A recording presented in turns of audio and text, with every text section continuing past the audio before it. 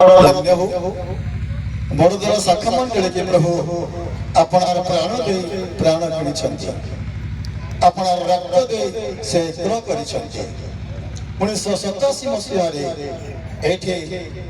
आम प्रार्थना आरंभ कलु गोटे घर उपासना आरंभ कलु स्वर्गत मकरज लिमा वर्तमान जसना पासपुरेडी सहित आम निर्मल स्त्री परिवार भाई विमल ए दुईटी परिवार को धरी प्रभु कार्य आरंभ कर आसु आसु वर्तमान 33 परिवार प्रभु को विश्वास कर प्रभु का नाम धन्य हो अंधकार पथ प्रभु आलोकर पथ को ए ग्राम को आनी मृत्युर पथ जीवन पथ को प्रभु ए ग्राम को आनी मोर से वार्ता अन्य कथा किसी कहबार अच्छी इच्छा थे शब्द रखी आम किसी कहीपे आम मंडल आम दल शाखा मंडल निर्माणार्थे आमकर प्रिय प्रभु दास डॉक्टर प्रदीप से पखापाखि 1.5 लाख टंका दल शाखा मंडल के देइछन हालेलुया ता सहित आम मंडल रायगढ़ मंडल स्वा छिंचाणी सौभाग्य छिंचाणी से 1.5 लाख टंका देइछन तांको सहित आमर मध्य से नहांती डायरेक्टर राजपति पाणी खोटा आसे ए चर्च अवदान देइछन्ति ता सहित एई मंडल जुई आमनकर निर्मला चंद्र लिमानकर जुई को से आम मंडल जुई किंतु से आम शाखा मंडल गोटे सक्रिय सभ्य गोटे आई थाए ए समस्त कार्य ताक माध्यम रे आमे करि पारिछु ता प्रभुकर गौरव धन्यवाद ప్రభు నామమున ఇక్కడ కూడి వచ్చినటువంటి ఉత్కల బాప్టిస్ట్ మండలి సొమిలాని అసోసియేషన్ సభ్యులందరికీ నా హృదయపూర్వక प्रभु सुचिष्टଙ୍କ नामରେ ଆସୁଥିବା ସମସ୍ତଙ୍କୁ ଉତ୍କଳ ବାପ୍ତିଷ୍ଟ ସମ୍ମିଳନୀର କର୍ମକର୍ତ୍ତାମାନଙ୍କୁ ମୋର ଅଭିନନ୍ଦନ ଜ୍ଞାପନ କରୁଅଛି। అదే విధంగా ఈ రోజు మనకు స్పీకర్ గా వచ్చినటువంటి అయ్య గారికి కూడా నా హృదయపూర్వక ଆଜିର ବକ୍ତା ମହାଶୟଙ୍କୁ ମଧ୍ୟ ମୋର ହୃଦୟର ଅଭିନନ୍ଦନ ଜ୍ଞାପନ କରୁଅଛି। అదే విధంగా కూడి వచ్చినటువంటి అనేక మండలి సమాజ పాస్టర్స్ డికన్స్ చాలక ఇంకా అనేకమైనటువంటి గెస్ట్లు వచ్చిన అందరికీ నా హృదయపూర్వక వందనాలు। ସେହିପରି ମଣ୍ଡଳୀର ପାଳକ ଦେଖନ ସମାଜର ଚାଳକ ଅନେକ ଗେଷ୍ଟ ଅଛନ୍ତି ସେମାନଙ୍କ ମଧ୍ୟରେ ଅଭିନନ୍ଦନ ଜ୍ଞାପନ କରୁଅଛି। యాక్చువల్లీ నేను ఈ ఊరు వ్యక్తిని కాదు ఈ ఊరు అల్లుడిని నేను ଆଉ ଏଇ ଭାଇ ଏ ଗାଁର ବ୍ୟକ୍ତି ନୁହନ୍ତି ଏ ଗାଁର ଦୁଇ ଅଟନ୍ତି కానీ ఈ ఊరు కొడుకులకు ఇచ్చేంత మర్యాద వాళ్ళకన్నా నాకు అనిపిస్తారు। ଆଉ ଏ ଗାଁର ପୁଅମାନଙ୍କ ଅପେକ୍ଷା ମୋତେ ବହୁତ ସମ୍ମାନ ଦିଅନ୍ତି। ఈ రోజు ఈ కార్యక్రమం మేము ఎందుకు ఇలా విధంగా చేస్తున్నామంటే నేను ఈ ఊరికి మ్యారేజ్ చేసుకుని 9 సంవత్సరాలు ଆଉ ଆଜିର ଏଇ କାର୍ଯ୍ୟକ୍ରମ ଏତେ ସୁନ୍ଦର ଭାବେ କରିବାକୁ ଯାଉଛୁ ଆଉ ଭାଇଙ୍କର ବିବାହର 9 ବର୍ଷ ପୂର୍ଣ୍ଣ ହେଇଛି। మరియు గత 4 సంవత్సరాల నుంచి ప్రతి సంవత్సరము క్రిస్మస్ అవగానే మీటింగ్ పెడుతున్నారు ఇయర్ ఎలాగైనా కానీ మనము ఈ ప్రతిష్ట కార్యక్రమం చేయాలని కానీ 4 సంవత్సరాల నుంచి చేయలేదు। ଆଉ 4 ବର୍ଷ ହେଲା କ୍ରିସମାସ ପାଳନ ବହୁତ ଭଲ ଭାବରେ ହେଉଛି ଆମେ ପ୍ରତିଷ୍ଠା କରିବୁ ବୋଲି ଚିନ୍ତା କରିଥିଲୁ କିନ୍ତୁ କରିପାରିନଥିଲୁ।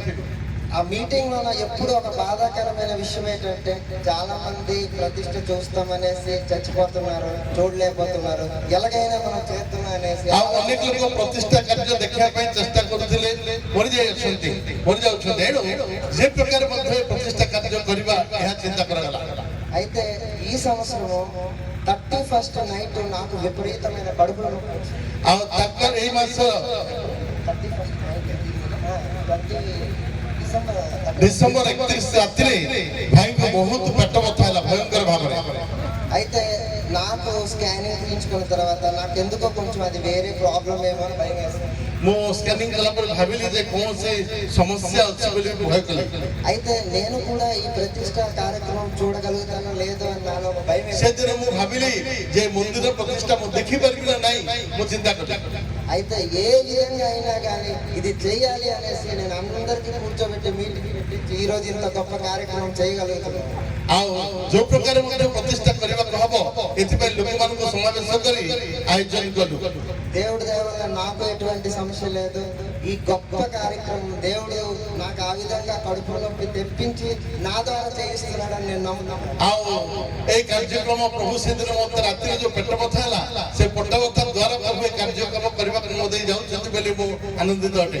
ఈ రోజు ఇక్కడ ఉన్న మన ప్రతి ఒక్కరికి, ఇక్కడికి వచ్చిన ప్రతి ఒక్కరికి నా హృదయపూర్వక ଏଠିକି ଆସିଥିବା ସମସ୍ତଙ୍କୁ ମୋର ହୃଦୟର ଅଭିନନ୍ଦନ ଜ୍ଞାପନ କରୁଅଛି। ఆమేన్. ଆମେନ୍। Thank you.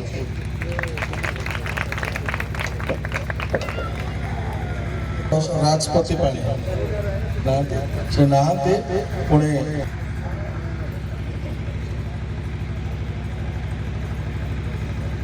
ପ୍ରଥମେ ପ୍ରଭୁ ଯୀଶୁ ଖ୍ରୀଷ୍ଟଙ୍କ ନାମରେ ଉପସ୍ଥିତ ସମସ୍ତଙ୍କୁ ମୋ ହୃଦୟପୂର୍ବକ ନମସ୍କାର ଜଣାଏ। ପ୍ରଭୁ ଅନୁଗ୍ରହ କରି ଏ ଗ୍ରାମରେ ଗୋଟେ ସୁନ୍ଦର ମନ୍ଦିର ଦେଇଅଛନ୍ତି। ମୁଁ ବହୁତ ଆନନ୍ଦିତ। ଯେତେବେଳେ ଦାଉଦ କହନ୍ତି, ଲୋକମାନେ ଯେତେବେଳେ କହୁଥିଲେ ଆମେ ମନ୍ଦିରକୁ ଯିବା ବୋଲି ମୁଁ ବହୁତ ଆନନ୍ଦିତ ହେଲି। ଆପଣମାନଙ୍କ ଭିତରେ କେତେ ଜଣ ଆନନ୍ଦ କରୁଅଛନ୍ତି ମନ୍ଦିରକୁ ଯିବା ପାଇଁ? ସମସ୍ତେ ବହୁତ ବହୁତ ବହୁତ ଧନ୍ୟବାଦ। ଆମମାନେ କାହିଁକି ମନ୍ଦିରକୁ ଯାଉ? ପ୍ରଭୁଙ୍କୁ ଆରାଧନା କରିବା ପାଇଁ, ପ୍ରାର୍ଥନା କରିବା ପାଇଁ, ସେ ମନ୍ଦିରରେ ଆନନ୍ଦ କରିବା ପାଇଁ। ଆମେ ଦେଖୁ ବିଶେଷ କରି ସିଟିଜ୍ରେ ରବିବାର ଦିନ ଦେଖିଲେ ମନ୍ଦିର ଫୁଲ୍ ହେଇଯାଏ। 110%, 120% ଆଟେଣ୍ଡାନ୍ସ। ଯେତେବେଳେ ପ୍ରାର୍ଥନାର ଦିନରେ ଆମେ ଦେଖିବା 10%, 10 ଜଣ ଥିବେ, 12 ଜଣ ଥିବେ, ବହୁତ ଦୁଃଖର ବିଷୟ।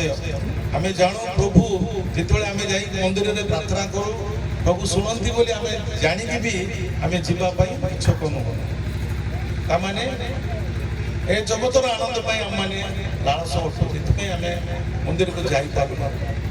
ମୁଁ ଆଶା କରେ ପ୍ରଭୁ ଆମମାନଙ୍କର ମନର ପରିବର୍ତ୍ତନ କରନ୍ତୁ, ଯେମିତିକି ଆମମାନେ ମନ୍ଦିରକୁ ଯିବା ପାଇଁ, ସେଇଠି ଆନନ୍ଦ କରିବା ପାଇଁ, ପ୍ରାର୍ଥନା କରିବା ପାଇଁ ଆମକୁ ପ୍ରଭୁ ସେପରି ମନ ଦେବେ।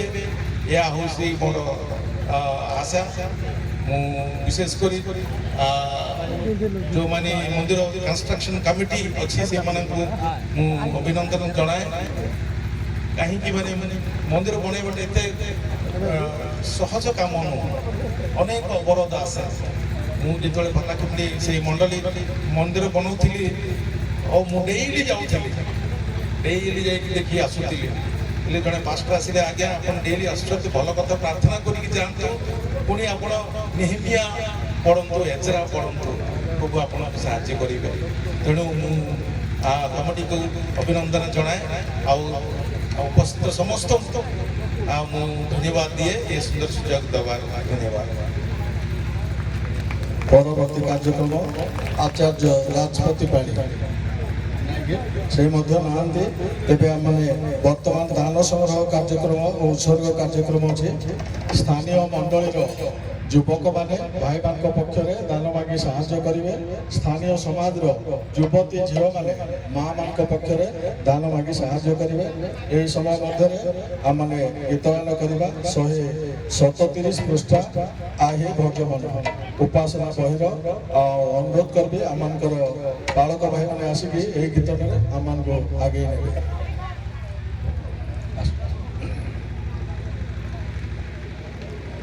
ସ୍ଥାନୀୟ ସମାଜର ଯେତେ ଯୁବତୀ ଝିଅମାନେ ଦାନ ମାଗି ସାହାଯ୍ୟ କରିବେ, ଆଉ ଯୁବକମାନେ ଭାଇମାନଙ୍କ ପକ୍ଷରେ ଦାନ ମାଗି ସାହାଯ୍ୟ କରିବେ। ଏ ସୁଯୋଗ ତୁମକୁ ସବୁବେଳେ ମିଳୁଛି କି ନାଇଁ? ତେଣୁ ଏ ସମୟରେ କରନ୍ତୁ।